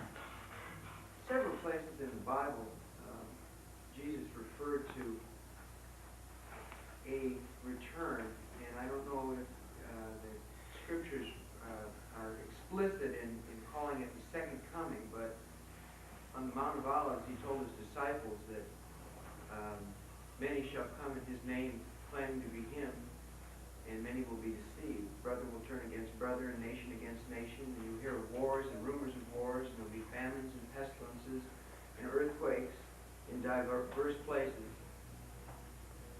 See that ye are not troubled by these things, for they must needs be. It says, many false prophets shall arise and shall deceive many, and were it possible, even the very elect of you. He's just quoting from the Bible. I'm quoting from Matthew 24, Mark 13, and I believe it's Luke 7 also. References to something cataclysmic and the return of the Son of Man, who shall come with great power and glory. 11 Rudras, you see? They are called as 11 Rudras. These 11 powers of destruction are called as 11 Rudras, which I will tell you tomorrow. Where are they placed within us? My question is, how do you recommend people to distinguish between that which may be a true prophet and that which is false prophecy that comes from things that look good but inherently are not good? That's exactly the thing. I want to refer to, and I say this, hopefully non-judgmentally. I have been told by disciples of Sun Myung Moon, by disciples of Guru Maharaji, by followers of Love Israel. I know all of that. I've been told by their disciples they all say the same that thing. Their master is the return of Christ. And the Bible tells me if a man comes to you and says, go into the desert for Christ is there, or out on the mountain, don't believe it because it's not true. Now, can I tell you now, what you are telling is, I understand, it's true that they all say the same thing. They have to say the same thing. See, the false people have to be exactly like the person who is a real person. Now, how to make it is the problem. The problem is how to make it out, who is true, who is not. You were not there yesterday, did you? No, that's the reason. You see, you have to repeat it now. But I told them at the very outset how to make it out. First of all, you go to anyone, for any God's work, you must know you cannot pay for it. First of all. Because such a person will talk of righteousness, of holiness, of sacredness. And he himself has to have that. Thirdly, first is the money. It will hit on money. If you just say one point, even is sufficient. Second, what have you got? Say, for example, if there is a Guru Maharaj's person. Horrible, I wouldn't call him that, I call him Rakta Bij, all right. Now this fellow, if his disciple is there, all right, you see from this disciple. For example, if he says that he's got something, then you tell him, can you say, what's the matter with my chakras? Ask him. Can you say, what's the chakras, what's the matter with your own chakras? Now these people know, they will tell you where is it. They can raise the Kundalini, they can show you the raising of the Kundalini. With your naked eyes you can see the raising of the Kundalini. Not in all, of course, if you are a good vehicle, it doesn't happen. But if there is obstruction, you can see. You can feel here, on top of your head, the thumb. Actually, and you don't just jump or do anything, but you see the cool breeze coming out. It's the cool breeze of the Holy Ghost that you have to feel. After getting that, after you get it, I mean it cannot be forced, it cannot be said, it is you who have to find out. You have to find out. You have to. Alright, then when it has happened to you, you see, ask the question. Everything can be found out by asking questions. Ask a question. Is there God? You get the cool breeze in your hand. Quite a lot of it, if you are realizing. But if you say, is this gentleman is a realized soul, you will get heat or your vibrations will stop. Or maybe you might get blisters. Your awareness becomes empowered with that discrimination because of this cool breeze of the Holy Ghost flowing through you. You start feeling it all pervading power around, which you do not feel before. So when these people talk to you, you should know what have you got yourself. Alright? This is the main thing. What have you got? Now as she said, we'll teach her how to give realization. Today, we'll be giving realization to people. Those who have felt cool breeze yesterday can give realization today. Can you believe it? Those who felt the cool breeze yesterday and today also they are feeling it should come this side and they will give them realization. Alright? Work it out. Let's have the experience. Alright? Who is the one who has to ask one more question? It shouldn't take long, just ask me one. Now you ask now. Meditation? Not there, not there. Not there. I'll tell you how to do. The meditation part you forget, the rest. Now who is there? At the back. Now Michael. Okay. I hear a lot of people talking about God realization and about spiritual terminology, and I still see a lot of fears. And I'm wondering if you could talk about how people can confront their fear and maybe let go of it. What did she say? She hears a lot of talk about realization and so on, but she wants to know how to confront fear. That's her point. You see, first of all, unless and until I'm not talking, I'm going to make you get it. Alright? Yes. That's the point. It's not talking. Let's do it now. You want me to talk all the time by asking questions? No. Now one more. What is it? Is there a specific way that I can protect my daughters when we're around? We'll teach you all that. Now can we make it short? Yes. Better. Talking makes the people think. The more talking, the more thinking. Yes, said it. Yes, said it. See, better not talk. Thinking, you won't get it. You have been thinking, talking, arguing, everything you have done so far. Now better get to it and get over your fears and everything. Now come forward and little forward so that you leave little space in rest. And be comfortable.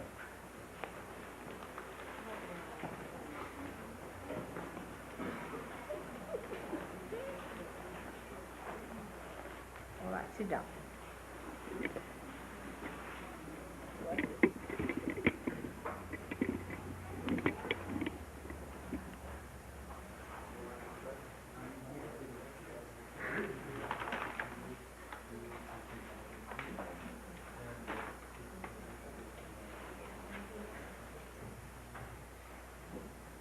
It is the direct experience that you must have. That's the main thing, not the thinking. Not the thinking. What he says is to do thinking makes you even worse. You see, thinking is not the thing. Now, put your hands towards you, just like this. Now sit in a way where you are comfortable. As it is, I would say again, take it out these little bit that heavy things. Any heavy necklaces or anything? And these rudrakshas also to be worn by people who have high blood pressure, not with low blood pressure, because that will make your blood pressure even lower. Rudrakshas, you see? These are meant for people who have got high blood pressure, not for people who have got low blood pressure. You see, everything has its own place. Now close your eyes. Please close. And put both the hands towards me.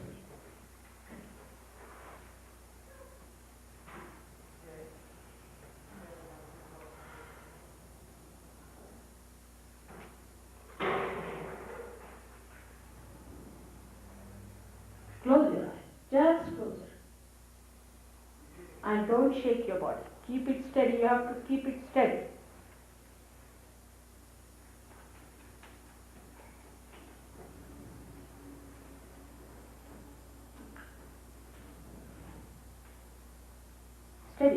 Steady. Steadiness is the main point. Now your attention, you just loosen it. Loosen your attention. Do not fix it into any point whatsoever. But if you can't help it, then you can put your attention on top of your head, but not anywhere else. Do not fix it anywhere. Keep it loose. It will just work out.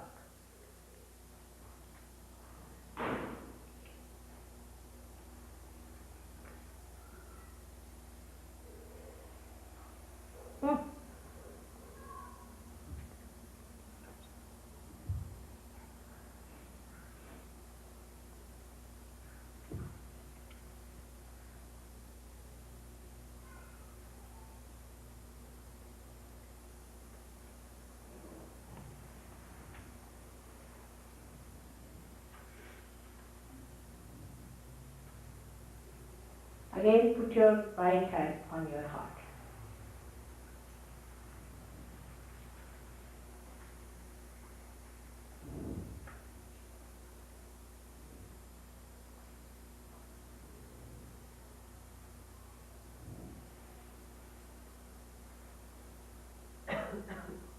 And ask the question, Mother, am I the Spirit? Just ask the question.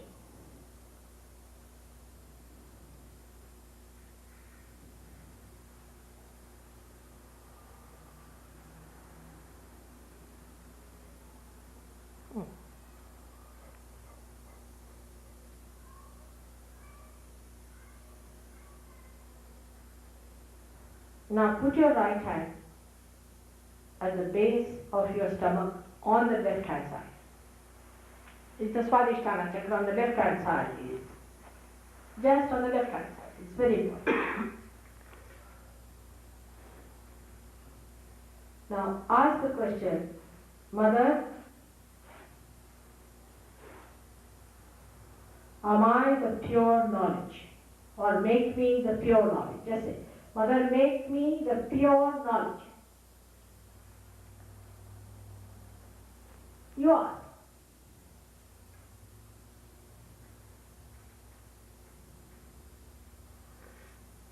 First of all, have confidence that you are that. You just awaken into that.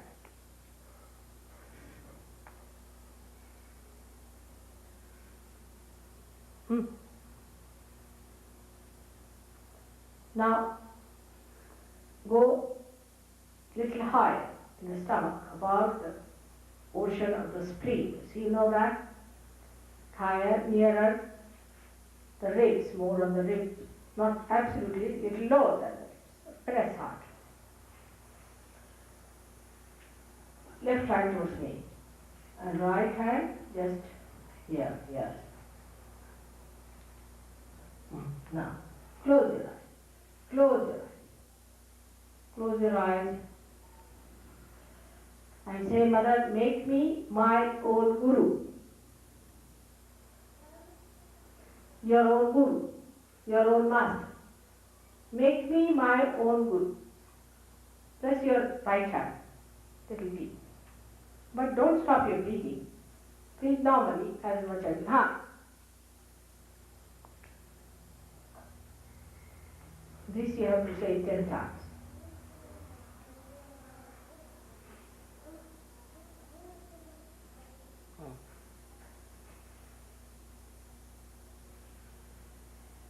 From your heart.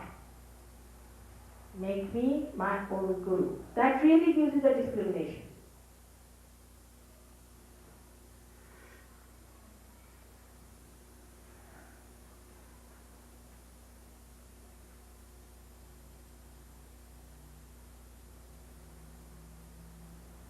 Now raise it higher.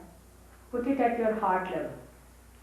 Left hand should be towards me as if you are asking for something, alright? Just like this. Straight hand. Now at the heart point, just say, Mother, am I the spirit? Ask me, Mother, am I the spirit? Just ask. Most of you will get cool breeze at this point. 10 times again.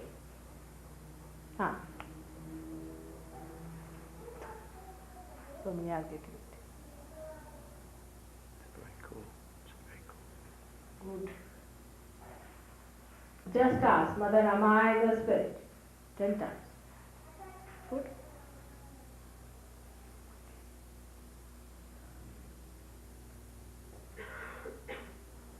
Without feeling guilty, again, I should say, first of all, say I am not guilty, is better. Put your right hand higher on the neck, on the left hand side, on the neck. This is the left Vishuddhi. Now just say, Mother, I am not guilty. Say it again 16 times, because you people are really a very bad Vishuddhi. I was clearing yesterday till 2 o'clock in the night your left Vishuddhis. What is there to feel guilty, my children?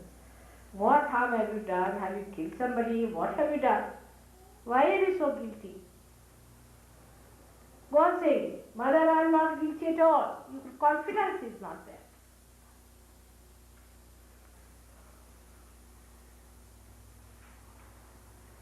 Unnecessarily you are definite. Left side, yeah. Just not to be guilty at all, alright? If you feel guilty, you are punishing yourself for nothing at all. Why are you punishing yourself? Just say, Mother, I am not guilty. Put your right hand here. Close your eyes properly. Put it down here. See, there must be a kind of a lump of your so-called guilt. All myth. It's all mythical. It's a very, very big myth you are carrying on and feeling sorry and suffering. What is there to suffer? You just say, Mother, I do not suffer and I have no guilt of any kind. I am very confident and I am a seeker and I am going to enter into the kingdom of God.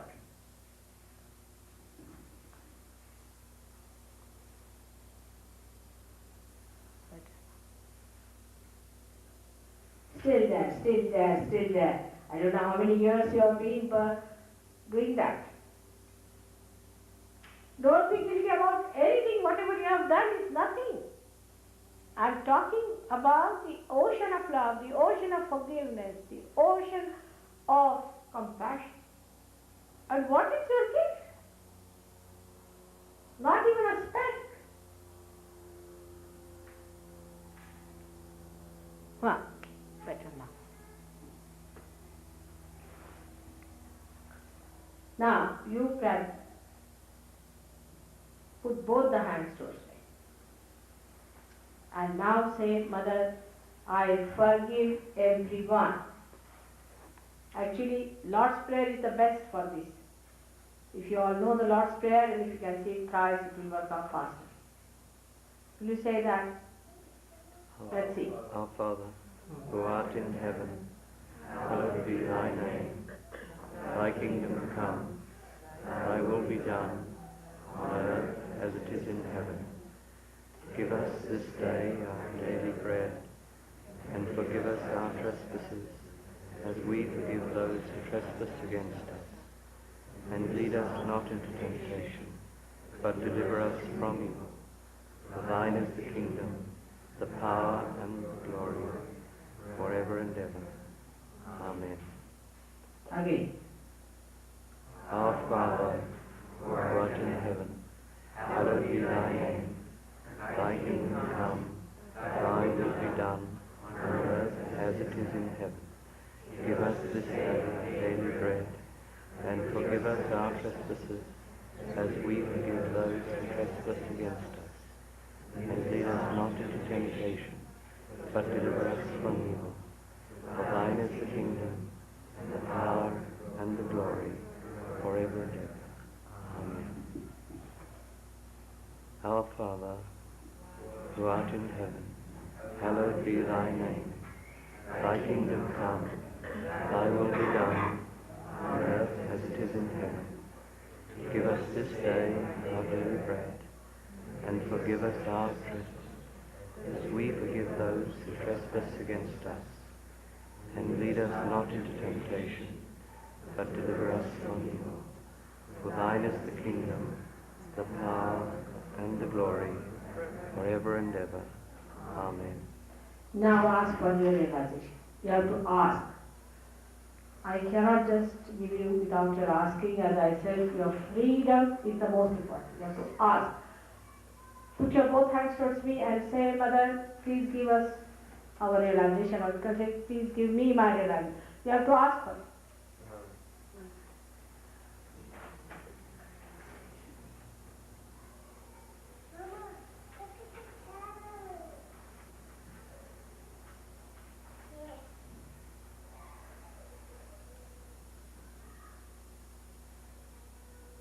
7 times. The 7 chakras. Just ask for your realization. It is your right to ask. It is your right to ask.